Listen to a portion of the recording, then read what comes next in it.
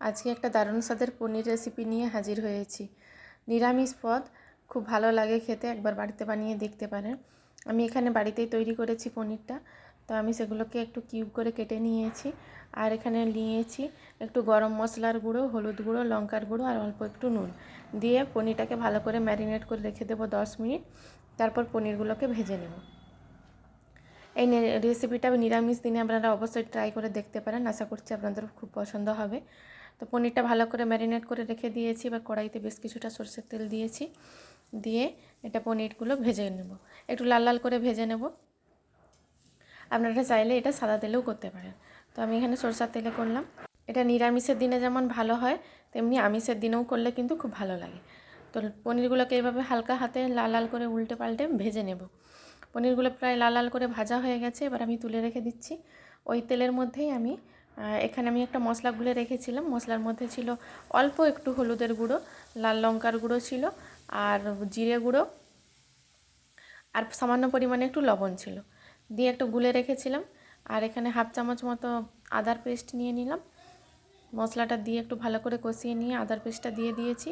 তারপর এখানে হাফ চামচ মতো ধনে পাতাকে বেটে রেখেছি, ওই হাফ চামচ ধনে পাতাটাও দিয়ে দিলাম। তো আপনারা চাইলে ধনে পাতা বাটাটা না দিয়ে গোটা ধনেও পাতাও কেটে দিতে পারেন।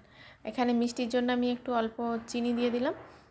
ভালো করে মশলাটা কষানো হয়ে গেছে, তারপর এখানে আমি ভেজে রাখা পনিরগুলো দিয়ে দিচ্ছি, দিয়ে খুব ভালোভাবে একটু মিশিয়ে নিতে হবে। তারপর কিন্তু পরিমাণ মতো জল দিয়ে দেবো।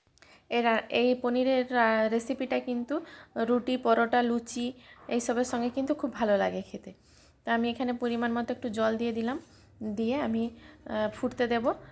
খুব বেশি কিন্তু ফোটানোর দরকার নেই, জাস্ট ঝোলটা একটু ঘন ঘন হবে। আমার এই পনিরের রেসিপিটা আপনাদের কেমন লাগছে অবশ্যই কমেন্ট বক্সে কমেন্ট করে জানাবেন। আর রেসিপিটা ভালো লাগলে লাইক, কমেন্ট, শেয়ার করবেন। আর ফেসবুক পেজ থেকে দেখলে পেজটি ফলো করে নেবেন, আর ইউটিউব চ্যানেল থেকে দেখলে চ্যানেলটি সাবস্ক্রাইব করে নেবেন। তো নামানোর আগে আমি দিয়ে দিচ্ছি কিছুটা গরম মশলার গুঁড়ো, আর একদম অল্প পরিমাণে একটু ভাজা মশলার গুঁড়ো দিয়ে দিলাম, দিয়ে আরও 1 মিনিট মতো ফুটিয়ে নেব। তারপরে কিন্তু একেবারে রেডি হয়ে যাবে পনিরের এই রেসিপিটা। তো অবশ্যই আপনারা নিরামিষের দিনে এই রেসিপিটা ট্রাই করে দেখতে পারেন, আশা করছি আপনাদেরও খুব ভালো লাগবে। তো আমি গ্যাসের ফ্লেমটা বন্ধ করে দিচ্ছি, এই অবস্থাতে আমি নামিয়ে নেব।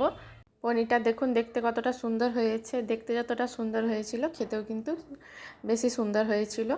এই রান্নাটা করতে কিন্তু খুব বেশি সময়ও লাগে না, আর খুব বেশি কিন্তু উপকরণেরও প্রয়োজন পড়ে না। ঘরে থাকা সামান্য কিছু উপকরণ দিয়েই কিন্তু খুব ভালো একটা রেসিপি বানানো যায়।